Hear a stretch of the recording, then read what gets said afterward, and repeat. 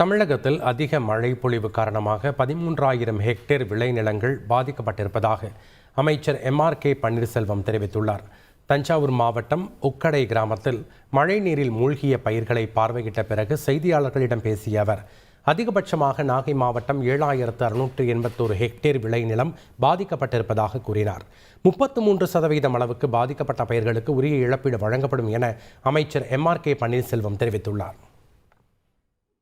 மயிலாடுதுறை மாவட்டத்தில் 3,300 ஹெக்டேர் அளவும், நாகப்பட்டினம் மாவட்டத்தில் 7,681 ஹெக்டேர் அளவிற்கும், ராமநாதபுரம் மாவட்டத்தில் 822 ஹெக்டேர் அளவும், தஞ்சாவூரில் 947, திருவாரூர் மாவட்டத்தில் 958 ஹெக்டேர் அளவிற்கு, திருவண்ணாமலை 35 ஹெக்டேர் அளவுக்கும், அதுவே கடலூரில் 500 ஹெக்டேர் அளவிற்கு தற்சமயம் நீரில் மூழ்கியிருக்கின்றன என்று முதற்கட்ட கணக்கெடுப்பில் வந்திருக்கின்றது. அதிகமான மழை பெய்த காரணத்தால் தமிழகம் முழுவதும் கிட்டத்தட்ட 13,000 ஹெக்டேர் அளவிற்கு நீரில் மூழ்கியிருக்கிறது.